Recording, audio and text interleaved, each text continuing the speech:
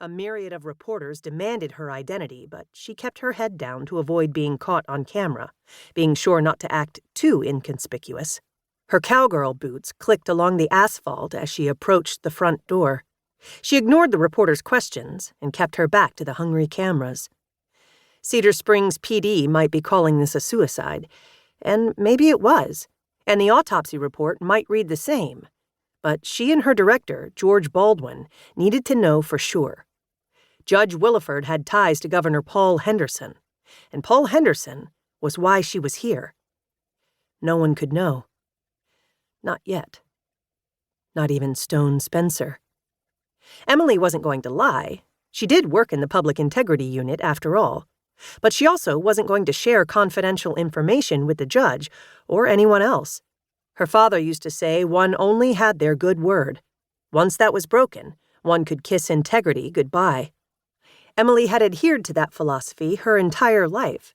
It's why she chose the PIU. She and 3 other Texas Rangers worked full-time on cases against public officials and state employees. Too bad Dad hadn't lived up to his own good counsel. But her maternal grandfather had. He'd been a Texas Ranger, too. Emily only wished he had been alive to see her own silver star. She rang the doorbell, her spiel on the tip of her tongue. A woman in a uniform opened the door, and the scent of holiday candles and cinnamon wafted toward her. "No reporters," the woman barked. "You've been warned already." Emily fished out her Texas Ranger star and discreetly held it out. "Is the judge home? I'd like to talk to him about his wife." The housekeeper eyed her attire, or lack of. No light-colored cattleman, no white dress shirt with a crossover tie, black blazer, and khaki pants. "I'm trying to be discreet for the judge's sake." Nodding, the petite woman allowed Emily inside. "He's here, in his study, hasn't come out to even eat a sandwich for lunch."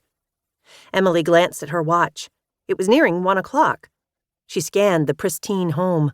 The marble flooring gleamed. A shiny mahogany banister lined a spiral staircase. An ostentatious foyer chandelier glittered over an equally ostentatious Christmas tree.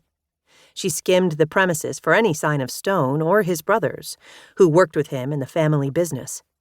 Thankfully, she saw no one. The housekeeper knocked on a door. "Your Honor, Texas Ranger—" She looked at Emily. "Emily O'Connell. Emily O'Connell from—" "The Public Integrity Unit," she offered. She repeated Emily's words. "She's here to talk with you." Emily heard stirring behind the door, and then it opened to the Honorable Charles Williford. His hair was thick and white, matching his tidy, full mustache. He had a Sam Elliott vibe going for him. When he spoke, he sounded like the famous actor, too. "Why is the Integrity Unit here?" He eyeballed Emily and her lack of uniform. "I didn't wear my uniform for discretion." She held up her badge. "You can call my supervisor if you'd like. I'm not a reporter trying to be sneaky." "It was suicide," he said, choking on his words. His dark eyes were bloodshot, and the room smelled of pipe tobacco and grief. "Yes, Your Honor, I heard." She laid a hand on his bicep, feeling his pain in her chest. "I'm so sorry for your loss. I'm just here to do my job. I'll make it quick and then leave you." "Did someone report foul play?" He sighed. "I don't understand why you'd be here otherwise." They hadn't been tipped off about this particular incident. There'd been no formal complaint or evidence. But a Texas Ranger who had been assigned protective duty to the governor had come to George Baldwin 2 weeks ago with allegations, several photos he'd pulled from the iCloud, and his written and recorded statement saying he believed Governor Paul Henderson had directly murdered or indirectly had 3 women killed in the past 4 years. All 3 women had been related to men who were fraternity brothers with Paul Henderson, and all 3 women had been in the governor's presence within days of their deaths.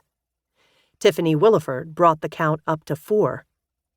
Granted, the photos had only proved the women had been in contact with the governor, but according to Ranger Gil McElroy, their deaths had not been suicides or accidents.